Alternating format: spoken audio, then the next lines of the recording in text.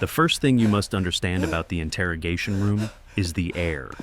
It wasn't the kind of air you breathed, it was the kind of air you wore, thick with the scent of pine disinfectant, stale cigarette smoke, and the faint, metallic aroma of fear. It pressed down on Kenji's shoulders, a silent weight heavier than any uniform. On the 3rd day of October, 1945, Kenji sat at the center of this tension. A 24-year-old Nisei from California, tasked with the ultimate betrayal, translating the language of his ancestors for the army that had imprisoned his family. He was the bridge. But a bridge can be the most dangerous place to stand in a war, because it always gets bombed from both sides. He looked across the cheap wooden table at the prisoner. Corporal Kishi was just a boy, 19 years old, his uniform threadbare and hanging loose on a frame starved past thinness. Kishi hadn't eaten a decent meal since the war ended, but he was about to get one. All he had to do was lie. "Tell him," Major Reynolds said, tapping a polished boot against the tile floor. "Tell him he can have a full meal, roast pork, rice, anything he wants, if he gives us the location of the remaining arms cache on Paliliu." Kenji adjusted the platinum wedding band on his finger, turning the cool metal against his skin. A gesture he repeated constantly, like counting beads on a rosary. It was a symbol of his American life, his engagement to a nurse named Martha. He was terrified it would fall off his finger, which had grown thinner from stress. Kenji looked at Kishi. The boy's eyes were too large for his face, but they held no malice, only an exhausted hunger. Kishi knew the code. A prisoner of the Imperial Army never surrendered information. "Kishi-san," Kenji began, his voice flat, emotionless, the perfect translator. "They offer you a choice. Tell them where the weapons are, or return to your rations." Kishi's lips cracked as he spoke, but his words were firm, reciting the official doctrine. "I do not know the location of the weapons. I do not betray the Emperor." Major Reynolds sighed, leaning back. "I expected that. Tell him his rations will be cut again, effective immediately. And tell him that his comrades are eating full meals right now in the next camp because they chose to cooperate." Kenji paused. This was the moment where he had to choose between the word and the meaning. The Major's lie was meant to break the boy's spirit, but Kenji could see the light flicker in Kishi's eyes, the moment the hunger warred with the doctrine. "Kishi-san," Kenji translated, his voice low, "your comrades, they are being cared for. You are the only one left to answer this question. If you cooperate, your life and your family's safety will be assured."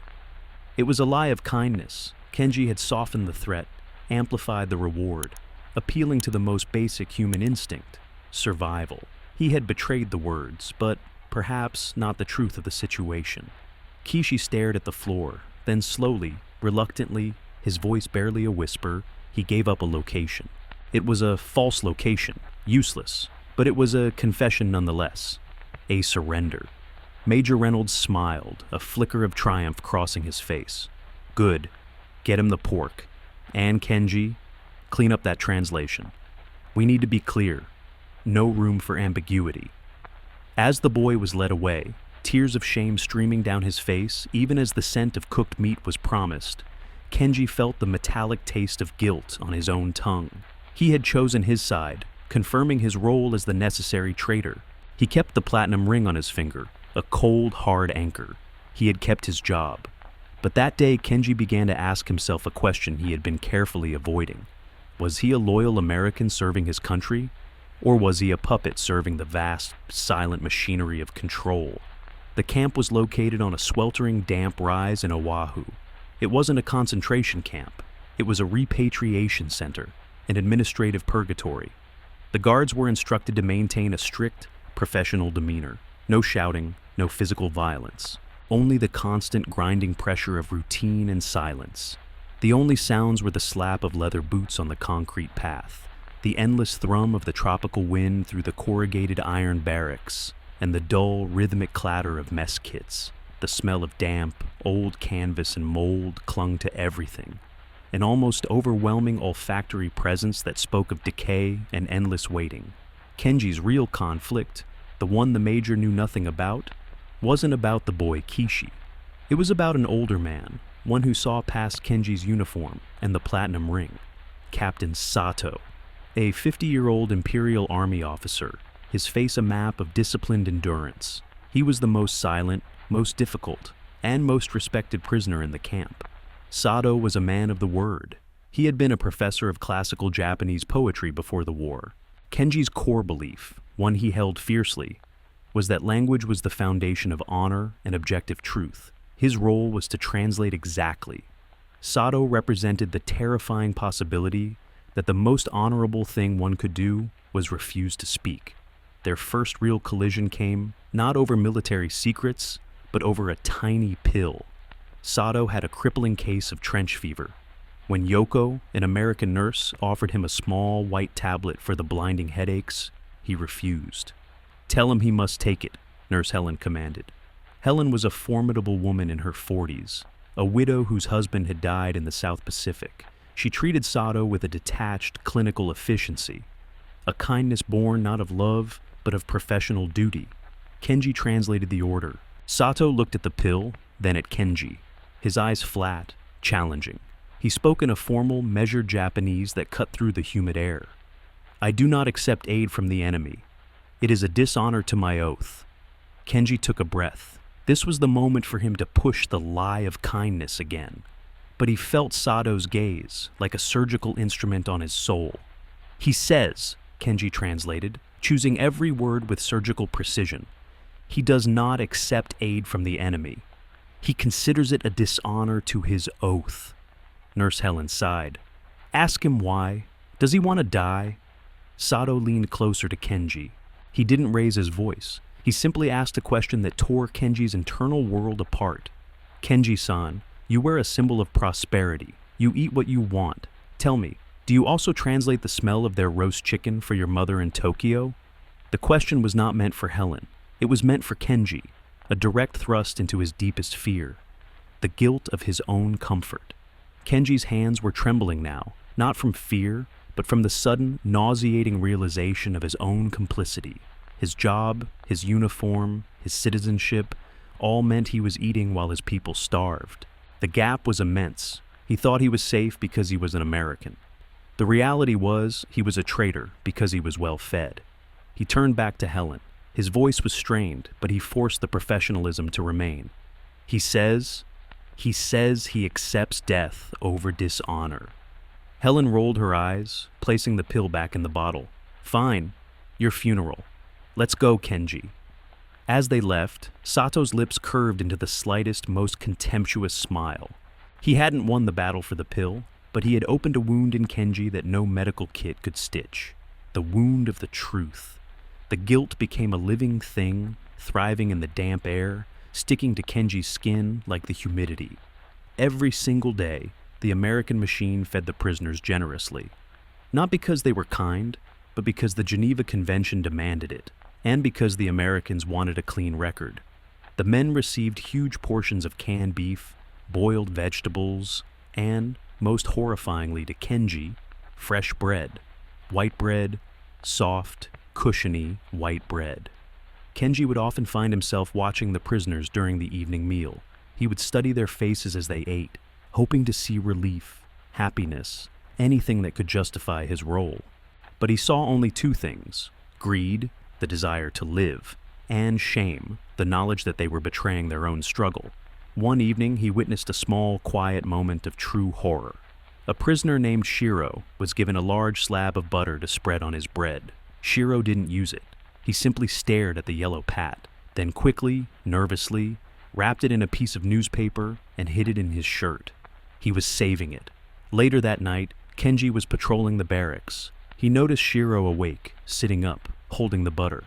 He wasn't eating it. He was just holding the newspaper-wrapped pat close to his face, breathing in its faint, rich dairy smell. Kenji crept closer, silent as a ghost. "Shiro-san," Kenji whispered in Japanese. Shiro flinched violently, clutching the butter tightly, his breath hitching, a fear response far deeper than the fear of a punch. He expected to be punished for hoarding. I didn't eat it," Shiro stammered. I just wanted to smell it. It smells like the farm before the bombs. I wanted to remember. The butter was not food, it was a memory. And the act of hoarding it was a tiny, desperate act of psychological survival, a refusal to let the enemy's abundance wipe out the memory of home. Kenji stood frozen. The gap opened wide again. He had assumed the prisoners were only worried about eating. The reality was, they were worried about forgetting. And forgetting was the worst betrayal. He turned away, leaving Shiro in the dark with his fragrant stolen memory. Kenji walked down the aisle, his boots slapping the concrete, slap, slap, slap, a sound that always felt too loud in the dead of night. He counted his steps, a nervous tic he had developed to keep his mind from wandering into the ethical abyss. 180 steps to the end of the barracks. 180 steps back. He had to keep moving. The next morning, Nurse Helen intercepted Kenji on his way to the translation room. She held a small cardboard box wrapped in rough brown paper. "This is from my personal rations," she said, her voice low. "Chocolate, American Hershey's, the good stuff. I want you to find a way to get it to your mother in Tokyo. Officially, we can't send packages, but if you translate the address onto the slip, I'll try to smuggle it out through the officer's mail." Kenji looked at the chocolate, a symbol of pure, unadulterated American luxury. It was the sweetest thing he had ever seen, and the most bitter. The symbol he had thought was safe, his platinum ring, suddenly felt heavy and vulgar against the fragile weight of that chocolate bar. He had been translating lies for a week. Now he was being asked to translate hope into a transaction of guilt. "Why?" Kenji asked in English, forgetting his translator's neutrality for a moment. Helen didn't meet his eyes. "My husband died hungry, alone. I promised myself I would never let another human being starve if I could help it, even if they are the enemy." She pushed the box into Kenji's hands. He didn't dare hold it near his face, afraid of the intoxicating smell of cocoa, afraid it would make him forget Shiro's butter. What kind of kindness is this? Kenji wondered. A kindness that binds you forever, or one that frees you from your guilt? He knew, with a sudden, chilling clarity, that this chocolate bar was the cost of his conscience. He was about to use the American war machine's compassion to save his family, confirming his role as the ultimate survivor, one who trades on the suffering of his own people. He took the Hershey's bar back to his small office, his sanctuary, and placed it on his desk. He pulled the platinum ring from his finger and placed it right next to the chocolate, the two symbols of his life, sitting side by side. One heavy, one sweet. But he still hadn't decided which one represented the true betrayal.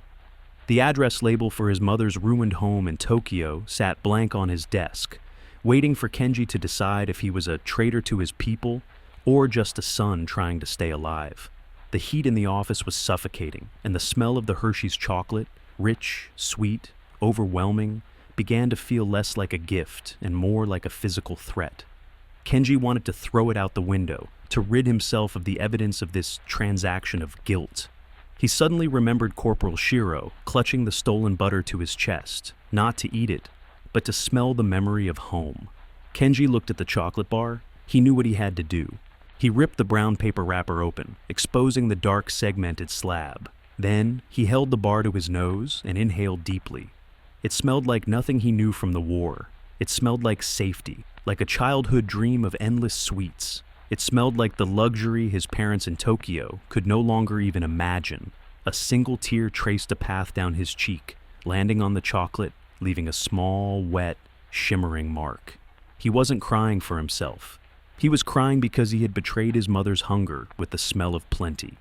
He pulled the address label closer and, with trembling fingers, began to write. He would send the chocolate. He would choose life for his family, regardless of the shame.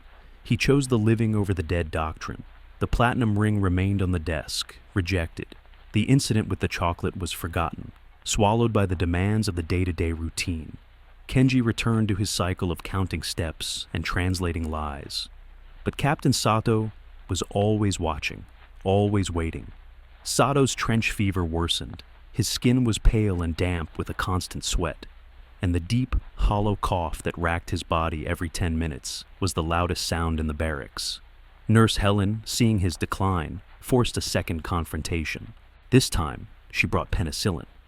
"Tell him this is not a choice," Helen snapped, her own patience worn thin. "This is an order from the major.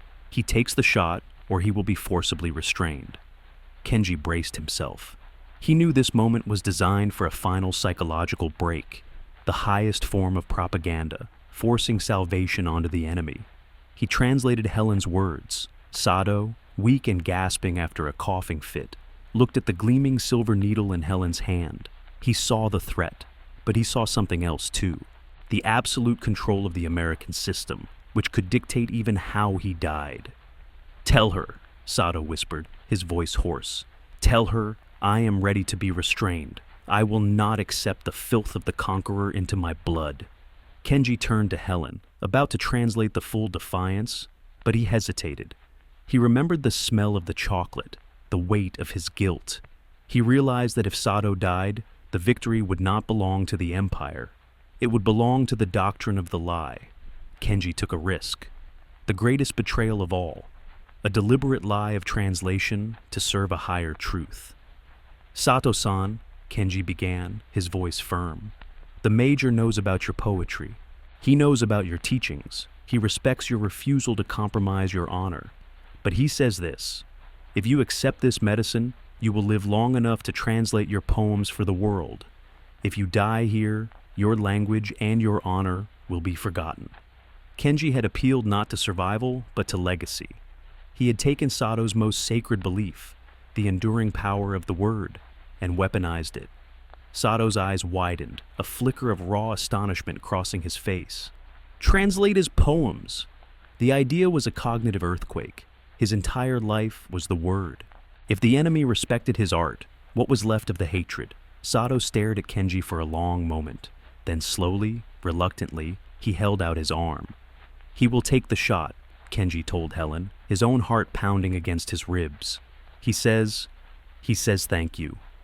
As Helen pushed the cold needle into Sato's arm, Kenji saw the older man close his eyes, not in pain, but in profound, terrifying defeat. Sato had compromised his honor, not for food, not for life, but for the chance to save his words. And Kenji had been the architect of his fall. The final act of the war came 2 weeks later. The command arrived in a sealed envelope, a final administrative decree.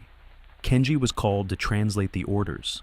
The Major, solemn and professional, laid out the text. The remaining high-value prisoners, including Captain Sato, were to be released, repatriated to Japan within 72 hours. An unexpected act of clemency. But the accompanying text held the true cost. Kenji began to translate for Sato, who was now stronger, cleaner, his coughing only a memory. "Captain Sato, you and your men are free to return to your homeland. However, to ensure a smooth transition and maintain global stability, you must sign this document." Kenji continued translating the legalese, feeling his blood run cold. The document required the prisoners to commit to never speaking about the humane treatment they had received. It was a mandated silence. The American command didn't want the story of the roast chicken, the clean sheets, and the penicillin getting out. That truth might weaken the necessary narrative of the absolute enemy. Kenji stopped. He looked at Sato, who was waiting patiently. He had fought so hard to save his word, and now the system was demanding his silence. The gap was no longer about food or life. It was about memory and historical truth. Kenji looked at the Major, then at the pen in Sato's hand. He knew the cost of his chocolate, and now he knew the cost of Sato's life. Kenji took a deep breath. This time, he didn't lie. He translated the order exactly, word for word, explaining the mandatory silence. Sato listened intently, then slowly, deliberately, he signed the document. He had chosen life and silence over death and truth. Sato looked at Kenji one last time, a look of profound, shared understanding. He spoke, not in the formal Japanese of a prisoner, but in the intimate, quiet dialect of a poet. "They cannot take our memory, Kenji-san. They can only take our words." Kenji translated the final line to the Major. He says he is grateful and will comply with all terms. Then, Kenji added the sentence that would haunt him for the rest of his life, a sentence only Sato could hear. "The truth about this war will not kill us. The weight of our silence will." Aftermath. The war ended for Kenji that day, but the reckoning had just begun.